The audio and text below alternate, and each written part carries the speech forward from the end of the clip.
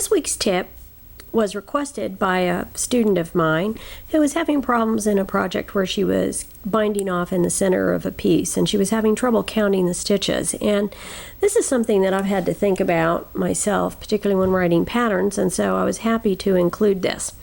Now, in this example, let's say that the pattern says that you work 5 stitches, then you bind off 10, and then you work the remaining 5 stitches. So I need to bind off 10 stitches in the center. Now, one of the things that I recommend you do, that if you find this confusing, and well, even if you don't, is to place pins. And you can place them either in the stitches that are going to be bound off, or as I've done here, I've placed it in the center of the last of the 5 stitches and in the center of the first of the 5 stitches. So I know exactly these are the columns of stitches that needs to be bound off. And when you are working with bound off stitches, it's better if you think of them as columns of stitches. These are columns of stitches that I'm binding off. Now, I'm going to go ahead and do my project. I'm working 1, 2, 3, 4, 5. And now I need to start binding off. And we'll see that this is where some of the confusion comes from.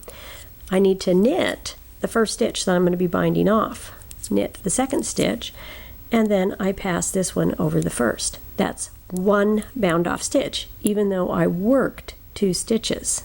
Okay, and notice that this second stitch is wearing like a little collar that is part of the bind off process. So I've got one column of stitches bound off. There's my stitch, here's my column of stitches where there is an active stitch coming out of it. Now let's bind off the rest. 2, 3, and I actually don't count it until I am pulling it over. I don't count the stitches as I knit them.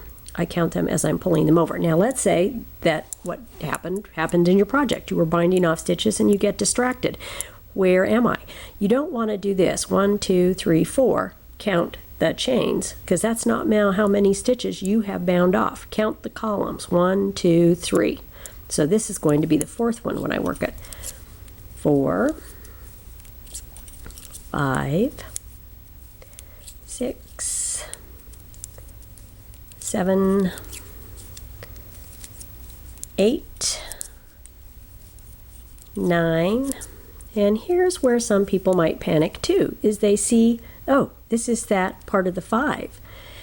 The problem is, in order to bind off the 10th stitch, I need to work the first stitch of that next group. And there's my live stitch coming out of that first 5. Now, in a pattern, and you might notice how patterns write this, if the pattern said work 5, bind off 10, and then it said work 5, it would be a little confusing, wouldn't it? Because I can only work 4 stitches. I've got my 5th stitch right here. So that's why most patterns, including me, when I'm writing them, will say work to the end.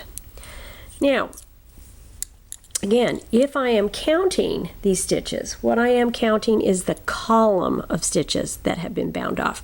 No stitch coming out of this one, this one, this one, this one, this one, this one, this one, this one, this one, this one, and here's where a stitch is coming out. But you don't want to count these chain stitches, because those are not going to give you much help at all, because the chain stitch continues over that first live stitch. It's like a little collar on it. Okay. Now, by the way, I'm using my new needles. These are the carbon needles, interchangeables, and I kind of like them. I'm trying a bunch of new needles, and I'll try and use them in the video so you can get a feel for what they're like. I was afraid these would be really not very slippery, and they're pretty good. I might use them for my next project.